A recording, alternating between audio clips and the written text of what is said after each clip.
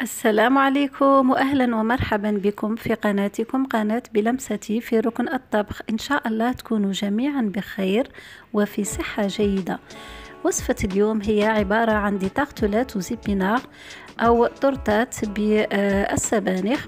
إذا نحتاج في هذه الوصفة إلى لابات فيوتي أو لابات بريزي، معجنات يعني العجينة المورقة، بيض، إلى سبانخ مطبوخ، إلى جبن مبشور، وإلى كريمة سائلة. هنا عندي قليلا من الفلفل الحار تقدروا تستغنوا عليه. نحتفظ بالبيض على جنب ونخلط باقي المكونات مع بعض.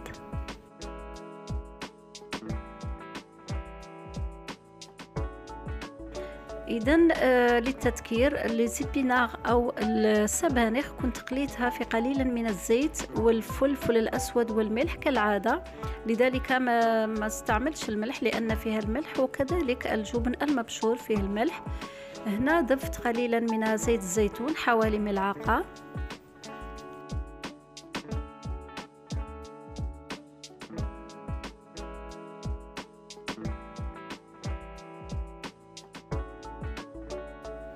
إذا نبدأ نعمر في لي بيتي راموكان أو لي بتي مول بهذه الطريقة. نحط طبقة من السبانخ.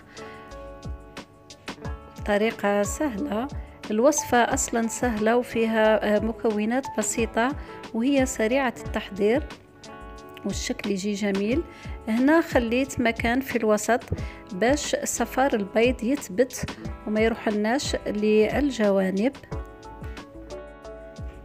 نحاول ندخل بالفرشاة بياض البيض كما راكم تشوفوا، من بعد نضيف الجبن المبشور.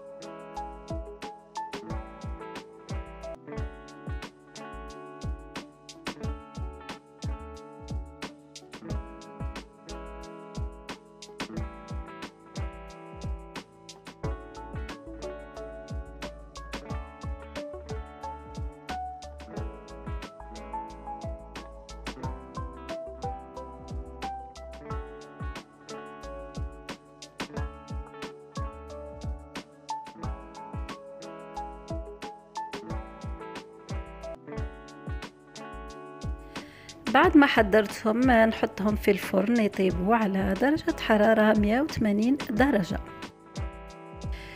إذا ها هما لي تارتولات وزيبينار أو لي كيش بالسبانخ. إن شاء الله تكون عجبتكم هذه الوصفة اللي هي سهلة وخفيفة، وإن شاء الله تجربوها. ألقاكم في فيديو آخر بإذن الله. إلى ذلك الحين أقول لكم السلام عليكم ورحمة الله تعالى وبركاته.